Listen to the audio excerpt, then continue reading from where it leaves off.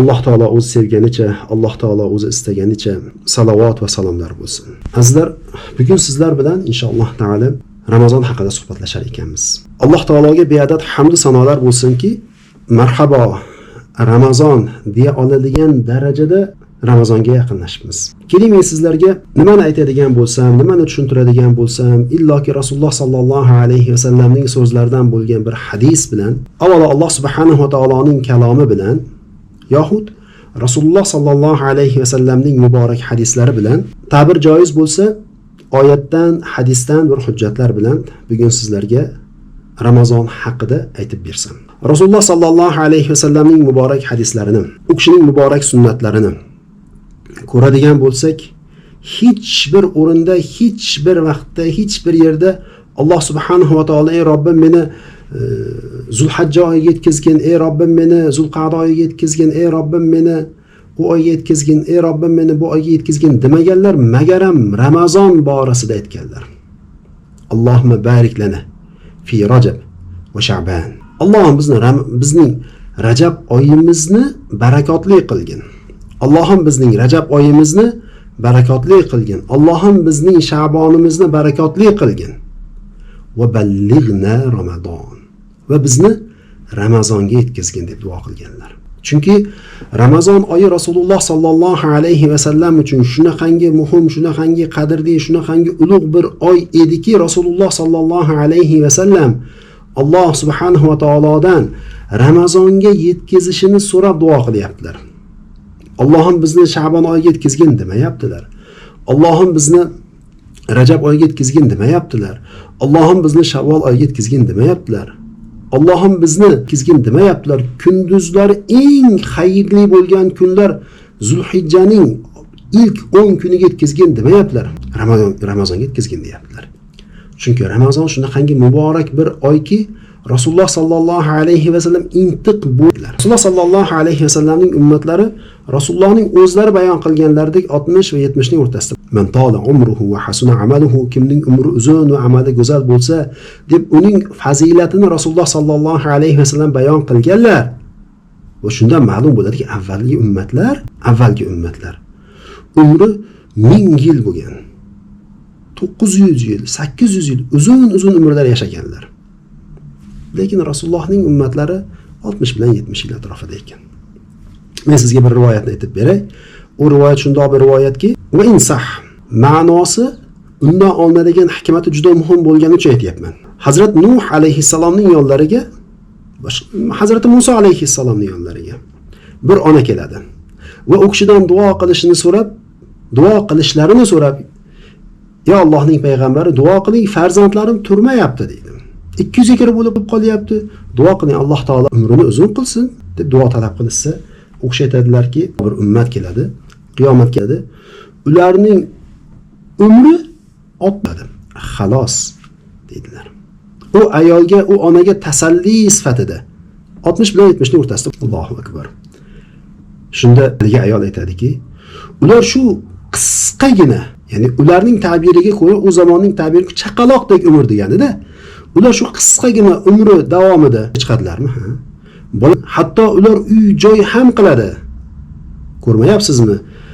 2 qavat, 3 qavatdan uylar qilib, hashamatli to'ylar qilib va hokazo. Ular hammasini qiladi.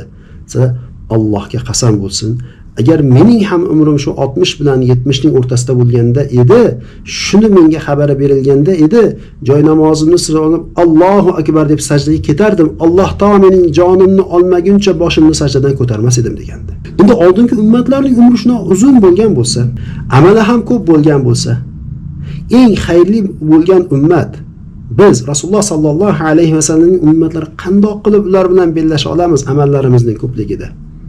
Axir 100 yil ishlagan, har oy, har kun 5 mahaldan 1000 yil ibodat qilgan inson bilan 60 yil ibodat qilgan inson teng bu. Alloh subhanahu va taolo bizga qadr kechasini berdi. A'udhu billahi minash shaytonir rojim. Bismillahirrohmanirrohim. Khayrun min alf shahr. Khayrun min alf shahr. U kecha shunaqangi bir kechaki 1000 kechadan ham 1000 oy, 1000 kecha emas, 1000 oydan ham xayrli. Hisoblasangiz 80 yosh atrofida, 80 atrofida bo'ladi. Alloh taolo 1000 oyga teng demayapti. 1000 oydan ham xayrli deyapti. Birgina kecha. U qaysi kecha? Qadr kecha. Ramazonda o'sha birgina kecha, Qadr kechasi shunaqangi xayrliki, birgina o'sha kechani topgan inson 1000 boshqa ummatlardan bo'lgan musulmon kishining, Allohga iymon keltirgan kishining 1000 yillik ibodatidan ham xayrli ekan. Alloh taolo bizga o'sha Qadr kechasini berdi. Xayrun min alf. Shunaqangi xayrli kechaki, u kechada Jibril alayhissalom, u kechada farishtalar nozil bo'ladilar. Yer yuziga sakinat nozil bo'ladi. Alloh taolo shu qadrli Laylatul Qadr, Qadr kechasini bizga berdi. Alloh subhanahu va taolo Rasululloh sallallohu alayhi va sallamning amallari bilan ko'rsatib berdiki, har Ramazonning oxirgi 10 kunligida e'tikof o'tirardilar. Yo'qsa tarki dunyo yo'q. Rasululloh sallallohu alayhi va sallamning amallari bilan ko'rsatib berdiki, Ramazon oyi Qur'on oyi. Rasululloh har Ramazonda Jibril alayhissalom bilan birga Qur'oni Karimni xatm qilar edilar. Rasululloh bizga ko'rsatib berdilar. Hatto shu darajada shafqatga, rahmatga Rasululloh to'lib ketar edilarki, Nasim, ya'ni tongi shabodadek bo'lib ketardilar. Ayniqsa Ramazonda bu dunyodan rihlat qilar ekanlar, bir emas 2 marta xatm qildilar. 10 kun emas 20 kun e'tikofda o'tirdilar. Eng so'nggi Ramazonda. Alloh subhanahu va taolo bizga mana shu Qadr kechasini berdi. Rasululloh sallallohu alayhi va sallam o'zlarining amallari bilan Qadr kechasiga qanaqangi oshiq ekanliklarini, talpinganliklarini ko'rsatib berdi. Va Qadr kechasida Ramazonga qanday Qadr kechasi shunaqangi qadrli kecha ekanki, birgina kecha 1000 oydan ham xayrli ekanligini Alloh taolo o'zining kalomida ko'rsatib berdi. Allohning kalomi eng qadrli bo'lgan oyda nozil bo'ldi. Eng qadrli bo'lgan oxirgi 10 kunlikda nozil bo'ldi va eng qadrli bo'lgan kechada nozil bo'ldi. O'sha kun Qadr kechasi deyildi. Ya Alloh, Rasululloh sallallohu alayhi va sallamning muborak so'zlarini qarang. Bir sahoba vafot qilibdilar. Allohning yo'lida Alloh u kishiga bergan eng qadrli narsa bo'lgan jonni Allohning yo'lida berib shahid bo'lib ketibdilar. Boshqa bir sahoba u kishidan keyin vafot qildilar, lekin Ramazonni topibdilar. Ramazon oyidan keyin vafot qildilar. Lekin Alloh subhanahu va taolo keyin vafot qilgan kishining qadrini baland qilganini aytganlarida sahobalar hayron, "Ya Rasululloh, birinchi vafot qilgan kishi shahid bo'lmadimi? Allohning yo'lida vafot topmadimi? Allohning yo'lida eng qadrli bo'lgan narsasi jonini bermadimi?" deb hayratlanibdilar. Chunki nega hayratlanishi? Sahoba-i ikromlarning ilmlariga ko'ra eng oliy maqom payg'ambarlar, siddiqlar, ulardan keyin shahidlarligini bilishardi. Siratal ladina an'amta alayhim degan oyatning sharhida minan nabiyyina was siddiqina was shuhada'i was solihin deb boshqa oyatda tafsir qilinganini bilishar edi. Rasululloh sallallohu alayhi vasallam aytdilarki, u Ramazonni topmadimi dedilar. Qarang, birgina Ramazonning topib uni go'zallik bilan ihyo qilib o'tishning maqomi shu darajada balandki, shahiddan ham oldinga o'tib ketar ekansiz. Biz mana shu muborak Ramazonning ostonasida turibmiz.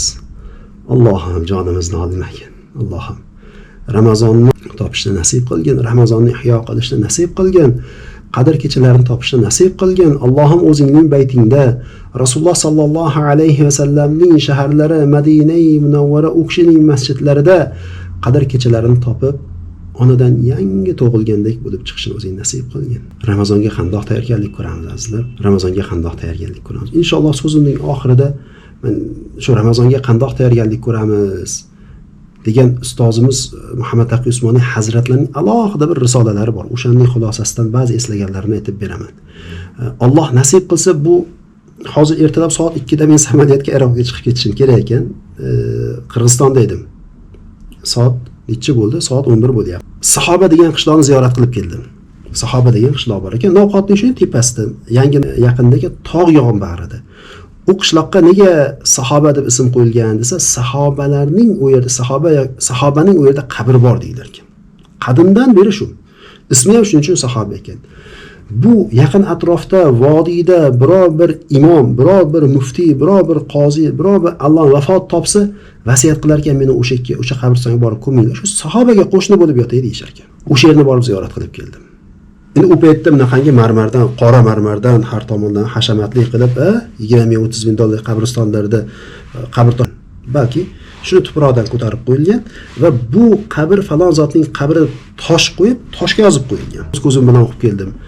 Qozi yoki imom yoki muftiy yoki alloma yoki muhis sunna deb ismlar qo'yilgan ekan. Kirib keldimanki, hali ichishga ham ulgurmadim. Choyim tayyorlab qo'ydim ichaman deb. Shuning uchun bu suhbatimizda, bugungi suhbatimizda aytib berishim kerak bo'lgan yana bir muhim narsa bor, unga ulgurmaymiz azizlar. Men buni aytishimdan sababim yarim soat kechikishimni meni ma'zur ko'ringlar demoqchiman deb. Ramazonni qandoq o'tkazamiz degan alohida risolalari bor. Allohu akbar. Subhanalloh. Ramazonni intiqlik bilan kutamiz, Ramazonni go'zallik bilan kutib olamiz. Lekin Ramazonni qandoq o'tkazamiz? Mana shu savolga e'tibor berishimiz kerak. Ramazonni qandoq o'tkazsak, yana ham ko'proq ajr, yana ham ko'proq savob, yana ham ko'proq imkon bilan o'tkaza olamiz. Bu alohida bir mavzu, alohida risola. Alloh nasib qilsa inshaalloh keyingi suhbatimizda aytib beraman. Ramazon oyi shunaqangi bir muborak oyki, kelinglar Rasululloh sallallohu alayhi vasallam bu oy haqida o'zlarining muborak hadislarida nima deganlar? Ramazon oyi kelganda Alloh subhanahu va taolo eshiklarini ochib tashlaydi. Jannat eshiklarini ochib tashlaydi. Jahannam eshiklarini yopadi va shaytonlarni zanjirband qiladi. Katta shaytonlar bor-ku, o'shalarni zanjirband qiladi. Allohning tavfiqi uchun bo'ladiki, biz boshqa vaqt tahajjudga, qiyomul laylga, nafl, sunnat ibodatlariga qoyim bo'la olmaymiz, doim bo'la olmaymiz. Lekin Ramazonda tahajjudga ham ulguramiz. Tarovihlarni ham o'qiymiz. Ihson sadaqa ham qilamiz, hatto zakotimizni ham Ramazon oyida beramiz. Rasululloh sallallohu alayhi vasallam boshqa hadisda marhamat qilib aytadilarki, kim Allohga iymon keltirib, Allohdan ajr savol umid qilib Ramazon ro'zasini tutsa, Alloh subhanahu va taolo uning qilgan gunohlarining hammasini kechirib yuboradi. Imom Muslim rivoyat qilgan sahih hadis. Imom Buxoriy rivoyat qilganlar sahih hadis. Boshqa bir rivoyatda bo'lsa, Alloh subhanahu va taolo o'zining bu bandasining qilgan gunohlari-yu qilajak gunohlarini kechiradi deyilgan. Allohu akbar. Ramazonning fazilatini qarang. Kim Ramazonda ro'za tutadigan bo'lsa, ikkita sevinch bor. Ikkita xush xabar bor. Ikkita xursandchilik bor. Biri iftor qilayotganda. Ikkinchisi bo'lsa Robbiga qovushganda. Alloh subhanahu va taolo bandasiga hadis qudsiyda keladi: "As-sawmu li va ana ajzi bihi." Ramazon ro'za men uchundir. Menikidir. Ya'ni bandaning tutgan ro'zasining savobi, ajri shunaqangi ulug'ki, shunaqangi muborakki, shunaqangi hisobini qilib bo'lmaydiki, va ana ajzibi, uni mukofotini o'zim beraman deydi. Farishtalar uni hisobini qilolmay qolishar ekan. Shu darajada ajri ulug'. As-sawmu li va ana ajzibihi. Ramazon ro'zasi bo'lsa bir qalqon. Endi inson ro'za tutdimi, ko'zini tiysin, tilini tiysin, g'azablanmasin. Kimdir bilan urushaman desa, hadis sharifda kelyapti. Kimdir bilan janjallashaman desa, men ro'zadorman deb eslatsin. Va hozirgi kunda meditsina aytayaptiki, inson ro'za tutadigan bo'lsa, u inson ixtiyor qorni och qolgani, uning vujudidagi shakar moddasi shakari o'zgargani tufayli inson istasa agressiv bo'lib, g'azabi chiqib, chiqar ekan. Rasululloh sallallohu alayhi vasallam aytayaptilarki, bundan olinadigan hikmat: sen ro'zador bo'lganingda, Ramazonga kelganda ro'parangdagi inson g'azab qiladigan bo'lsa, odatda bunaqangi narsaga g'azabi chiqmaydi. Bunaqangi narsaga g'azablanmaydi, lekin ro'zador bo'lgani uchun bandachilik inson beixtiyor g'azabi keladi. Endi men ro'zadorman deb eslatsin. O'zi aslida bu eslatish ro'parasidagi inson bilan birga o'ziga ham eslatayotgan bo'ladi. Voy mashalloh. Imom Bayhaqiy rivoyat qiladi Shu'abul Iymon degan kitoblardagi Ramazon oyida qilingan nafl ibodatlarga Alloh subhanahu va taolo boshqa oylarda qilingan farzning ajrini beradi. 2 rakat namoz o'qib qo'ydingiz yoki bo'lmasa zakotingiz $1000 edi, siz $2000 chiqardingiz. Yoki bo'lsa ihson qildingiz, sadaqa qildingiz, boshqa oylarda qilingan farzning ajrini beradi. Allohu akbar. Endi Ramazon oyidagi farzga bo'lsa, boshqa oylarda qilingan 70 farzning ajrini beradi. Mana bomdod o'qiyapmiz farzini. Bu nima degani? Alloh taolo 70 bomdodning ajrini beryapti Ramazonda. Allohu akbar. Inson ro'za tutadigan bo'lsa, og'zidan beixtiyor bir hid keladi. O'sha hid Allohning ajridan, mukofotidan mahrum qolishimizga emas, Allohning ajri va mukofotiga moyil bo'lishimizga sabab bo'lar ekan. Imom Buxoriy Muslim rivoyatlarida Ramazon ro'za tutgan kishining og'zidan keladigan hid Alloh subhanahu va taoloning dargohida, qarang, Alloh subhanahu va taoloning dargohida misk hididan ham xushnuddir, xushbo'ydir. Allohu akbar. Ayollarimizga xushxabar bo'lsin. Ayollarning maxsus kunlarida Ramazonga to'g'ri kelib qolsa, o'sha kunlar tutishmaydi. Uni hukmi masalalarida o'rganamiz inshaalloh. Ramazondan keyin yoki o'sha kunlar o'tib ketgandan keyin qazosini tutib berishadi. Ramazon oyida kim bir ro'zadorga iftor beradigan bo'lsa, o'sha ro'zani tutganning savobidan hech bir ham kamchilik bo'lmasdan, nuqson bo'lmasdan erishadi. Bo'ldi, xuddi siz bir insonga iftorlik qilib berdingiz, Alloh taolo shu qilgan iftorligingizni savobini shunaqangi ulug' qilib beradiki, go'yoki siz ro'za tutdingiz va u savobi hech ham kamaytirilmadi. Hech ham noqis qilinmadi. Men buni bu hadisni aytishdan oldin, bu hadisni sizlarga tarjima qilib berishdan oldin nega ayollarimizga xushxabar bo'lsin dedim. Sababi ayollarimiz o'sha kunlar o'zi to'lmagan bo'lsa ham iftorlik, saharlikka o'shalar turishadimi? Iftorlikka o'shalar tayyorlashadimi? Bo'ldi. Ulamolarimiz aytishadiki, hattoki iftorlikni tayyorlab berganga ham Alloh taolo shu ko'ryapsizmi? Ayol kishi shunchaki iftorlikni qilib berdi, sho'rvasini qildi, somsasini qildi, taomini qildi, salatni qildi. Dadasi, o'g'lim, qani iftorlikka kelinglar dedi. Bo'ldi. Alloh taolo endi u ayolga savobi, ajri hech ham kamaymagan holatda berar ekan. Endi Ramazon oyida umra qilamiz deganlarga xushxabar bo'lsin. Ramazon oyida qilingan umra savobi shu darajada ulug' bo'ladiki, Rasululloh sallallohu alayhi va sallam haj maqbul bo'lgan haj ajrini berar ekan Alloh taolo. Imom Buxoriy va Imom Muslim rivoyatlarida bo'lsa, bir hajning savobiga barobardir Ramazon oyida qilingan umra deydilar. Allohu akbar. Alloh taolo sizga moddiy imkon berdimi, sharoit berdimi? Ramazonni o'zingizni oxiratingiz uchun savoblarni, ajrlarni qilib oling. Boring Ramazonda o'sha qimmat bo'lsa ham umraga. Qadr kechasini Ramazon topishga harakat qiling. Allohning bu Rasululloh sallallohu alayhi va sallam qilingan maqbul hajning savobini beraman deb turganda shuni qo'ldan chiqarmang. Meni bir shogirdim borlar, Turkiyada o'qishadi. U kishining otalari rasmiy ishda ishlaydilar. Subhanalloh, himmatlariga qoyil qoldim. Umraga borib kelay desa, ruxsat ola olmaydi, ishdan qola olmaydi, qo'lida ming insonlar ishlaydi. Juma kuni ishdan chiqib, shunaqa bilet olyaptilarki, juma kuni ishdan chiqib to'g'ri Madina Munavvaraga qo'nyaptilar. Va Madina Munavvara Rasululloh sallallohu alayhi va sallamga salomni aytib, ravzaga kirib, duo ibodatlarini qilib, tez yurar poyezd to'g'ri Makka Mukarramaga borishyapti. Shanbani Makka Mukarramada o'tkazib, yakshanba kuni kechki reysda qaytishyapti vatanga. Juma kuni, dushanba kuni yana hech narsa bo'lmaganda ishga chiqishyapti. Moddiy imkoningiz bo'lsa Ramazonda vaqtingiz bo'lmasa ham, ishingiz tufayli ta'til ola olmasangiz ham siz shunaqangi qilib olsangiz bo'ladi. Allohu akbar kabir. Endi bir kishi, bir do'stimiz menga SMS yozdilar, shogirdim. Alloh rozi bo'lsin, aytdilarki, ustoz, havalabbi, sizni nomingizdan 100 tonna xurmo tarqatdi. Siz nomingizdan xurmo tarqatdim, 100 tonna xurmoning ajri mukofoti. Voy mashalloh, qanaqa qildingiz? Hayron, 100 tonna qanaqa qildingiz? Haramda biz siz nomingizdan 1 kilo xurmo tarqatdi. Lekin shu narsa ma'lumki, harami Makkada qilingan bir xayrga, bir xayrli ishga Alloh taolo 100 ming barobar ajr beradi. To'g'rimi? Endi o'shani kalkulyatorda hisobini qilib 1 kilo xurmoga 100 tonna xurmoning ihsonni qilgan ajrini beradi deyapti-da. Endi siz ham Ramazonda, ham harami Makkada shu xayrli, savobli ishlarni qiladigan, toat ibodat qiladigan bo'lsangiz, Allohu akbar. Farzga 70 barobar. Qani farzga 70 barobar ajr beryapti Alloh taolo. Boshqa oylarda qilingan farzni. Endi 70 ni siz 100 mingga ko'paytiring. 700 ming. Yo'q, 7 million ekan. Zo'r adashdim.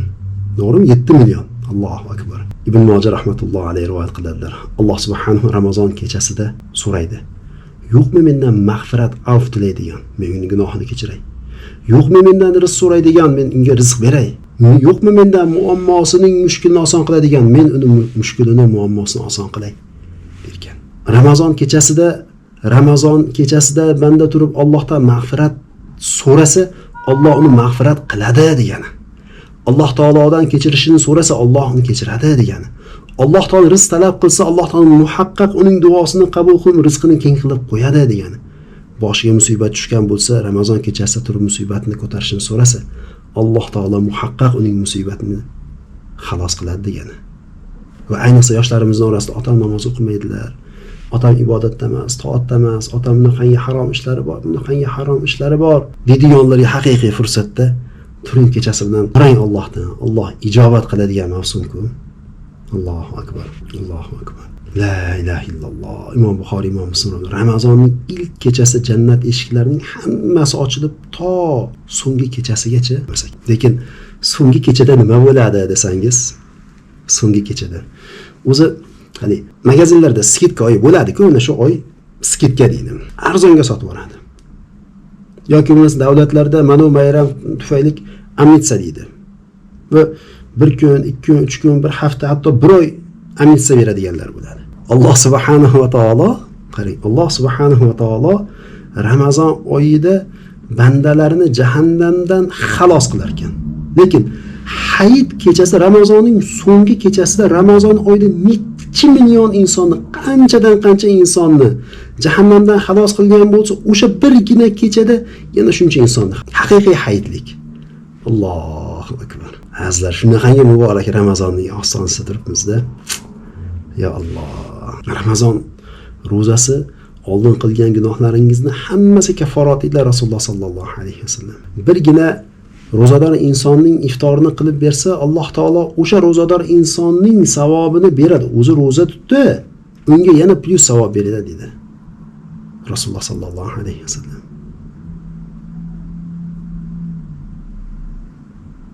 Imom Bayhaqi aytadilarki, inson ro'zador bo'lsa va sabr qilib gapirganda ham faqat yaxshi narsani gapirsa. Diqqat bilan eshiting. Inson ro'zador bo'lib faqat sabr qilsa va gapirsa, ro'za tutgan insondan ham xayrlidir, fazilatlidir. Imom Bayhaqi rivoyatlari. Shu'abul Iymon degan yuqoridagi kitobda. Bu insonga ro'za tutganning savob berilyapti va undan ham ziyoda savob berilyapti. Nega? Sabr qilib gapirsa, yaxshi narsani gapirgani uchun. Yo'qsa gapirmasdan sukut qilgani uchun. Allohu akbar. Azizlar, Rasululloh sallallohu alayhi vasallam ushbu hadisni yaxshilab eshitinglar. Ramazon ro'zasi jahannam otashiga qalqondir. Ramazon ro'zasi ro'za jahannam otashidan saqlanishimiz uchun bir qalqondir.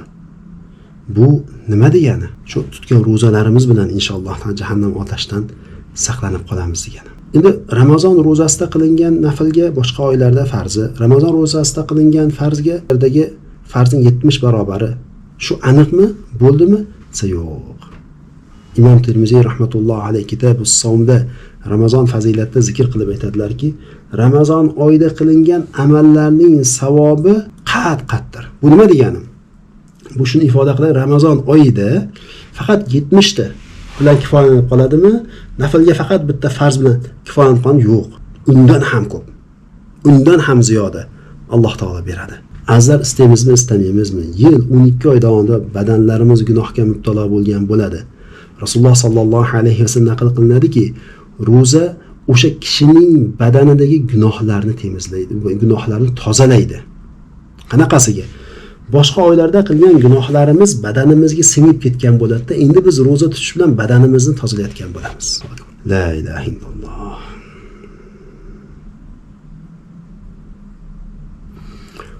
Alloh taolo iftor mahali ro'zadorning duosini rad qilmas ekan. Xuddi onaning farzandi haqida qilgan duosini, mazlumning qilgan duosini, musofirning qilgan duosini, mustajobu da'vat bo'lgan kishining qilgan duosini qaytarmaganidek, ro'zadorning iftor mahali, iftor vaqtida qilgan duosini qaytarmaydi. Duo qilib qolaylik. Iftorga ozgina qolganda vaqt tezroq o'tsin deb telefon chuqlaydi yoki televizor ko'radi yoki u yoqdan bu yoqdan gap. Yo'q, u ishni duo qiladi ekan vaqti. Chunki u vaqtda qilgan duoingizni Alloh ijobat qiladi. Lekin iftorni tezlashtirish kerak. Hazrat Oysha radhiyallohu anha aytganlaridek, Rasululloh sallallohu alayhi vasallamdan Imom Buxoriy, Imom Muslimlar o'zlarining sahihlarida naql qiladilarki, kishilar, musulmonlar iftor qilishda shoshilar ekanlar. Iftor misol uchun soat 9:00 da kirdi deydi. Hozir ochib taqvimni ochib ko'rsatib o'tirib, 19:00 kirdi deydik. 19:05 da ochaylik. Toshkent soatida ochaylik. O'zi Andijonda yoki Farg'ona, Marg'ilon, Toshkent soatida ochaylik deb kechiktirish emas. Rasululloh sallallohu alayhi vasallam iftorni tezlashtirgan insonlar modomiki iftorni tezlashtirar ekanlar, xayr, yaxshilik ustidir deganlar. Ya'ni nima degan? Vaqt kirdimi? Bo'ldi, och degani. O'sha diniy idora, o'sha mas'ullar tomonidan qilingan iftor vaqti kirdimi? Bo'ldi. O'zi banda o'zini qancha ojiz qilib ko'rsatsa, mana shuncha ajr savobi ziyoda bo'ladi. Mana shu bugun havo rosa isidida yoki rosa taloqdimda, tinkam quridida, qiynaldim desa, hay. Unaqa demang, savobi ketib qoladi, ajri ketib qoladi. Shikoyat qilmang deydi. Yo'q. Aynan o'sha Robbiga, ey Robbim, bugun qiynaldim desa, ochlik qiynadi yoki chanqoq qiynadi yoki u qiynadi, bu qiynadi deydigan bo'lsa, aynan o'shanda ajri, savobi ziyoda bo'ladi. Nimaga? Banda o'zini Robbining huzurida ojiz qilib ko'rsatyapti. Robbiga bandasining o'zini ojiz qilib ko'rsatishi yoqadi. Xuddi shundoq saharlikni tezlashtiryaptimi? Vaqt kirishi bilan vaqt kirishi bilan iftorligini qilyaptimi? Saharlikda bo'lsa, aytaylik 4:00 da saharlik vaqti tugadi desa, o'sha 4:00 gacha 2 minut qolguncha, 3 minut qolguncha saharlikni qilyapti. Soat 3:30 da bo'lmasdan, soat 3:30 da iftor saharlikni to'xtatib olmasdi yoki 3 da saharlikni to'xtatib olmasdi. Davom etyaptimi? Bu bandaligini, ojizligini izhori bo'ladi. Allohga bu. Azizlar, Allohu akbar. G'aflatda qolmaylik. Ramazon oyini juda ham go'zal bir shaklda kutib olaylik. Bir mehmon kelyapti bizga va bizga qaytib kelmaydigan bir fursat olmaymiz. Qaysi birimizning umrimiz qanchalik bo'lishini kim kafolat bera oladi? Shaxsan men o'zim kafolat bera olmayman. Misol aytib beray. Istanbulda qurilish qilyapmiz talabalarimiz uchun. Bitta o'sha qurilishni boshida turgan pararab bechora oyog'i og'rib yurardi. Unga ko'rsatgan, menga ko'rsatgan, bez bor degan, u degan, jiddiy ko'rsatmagan doktorga. Kimlarga borsa doktor olib qolgan, u oyog'idagi rak bo'lgan, o'pkasiga tarqab toshib ketgan rak. 2-3 kunda o'pkani 80% ishdan chiqib qolgan. 3 hafta ham yotmadi u doktorda, bo'ldi, o'tib ketdi. 3 hafta ham yotmadi. Bo'lmasam 40 yoshida baquvvat, usta inson, sop-posoq inson edi. Va rak u insonni 3 haftada olib ketdi. 3 haftaga ham qolmadi. Bir 10-14 kunda nafas ololmay qoldi. Doktorlar uni sun'iy nima derdi? Bo'lmasam nima qila olmayapti, nafas ola olmayapti. Sun'iy turish. 5-6 kundan keyin uyg'otishdi. Bo'ldi, endi o'ziga keldi. Inshaalloh hushidan ketib qolmasa kerak, komaga tushib qolmasa kerak deydi. Yana qiynaldi, yana sun'iy komaga tushirishdi. Va shu bilan qaytib uyg'onmadi. Bechora Ramazonga yetib kela olmadi. Bo'ldi, 3 kun oldin janozasi o'qildi shu bechorani. Azizlar, xuddi shu holat sizu bizni ro'paramizda turibdi. Bilolmaymiz, Ramazonga yetib boramizmi, yo'qmi? Ramazonni topdik ham deylik, kelasi Ramazonga yetib boramizmi, yo'qmi? Bilolmaymiz azizlar. Bo'laylik. Ramazonni juda ham chiroyli qilib o'tkazib olaylik. Har bitta solih amal bilan o'tkazaylik. Nafl ibodatlarimizni ko'paytiraylik. Quyosh chiqqandan keyin ishroq namozi bor, 4 rakat, 2 rakatdan o'qisiz yoki 2 rakat o'qisangiz ham mayli. Undan 1 soat o'tar-o'tmas zuho namozi kiradi. 2 rakatdan 8 rakatgacha o'qiysiz. Undan keyin o'sha peshin namozining oldingi 4 rakat sunnati, keyin 4 rakat sunnati bor. O'sha 2 rakat sunnatdan keyin yana 2 rakat namoz g'ayri muakkada sunnat yoki nafl bor, mandub bor. Bo'sh qoldim deguncha sunnat bo'lgan namozlarni o'qing. Asr namozining farzidan oldin 4 rakat g'ayri muakkad bo'lgan sunnat bor. Xuddi shundoq shom namozining 2 rakat farzidan keyin avvabin yoki 6 rakatgacha o'qiladigan namoz bor. Tuhfa Rasul ham deyishar ekan ba'zilar. Xufton namozining farzidan oldin 4 rakat g'ayri muakkad sunnat bor. Xufton namozining farzidan keyin 2 rakat sunnatdan keyin yana 2 rakatdan g'ayri muakkad sunnat bor.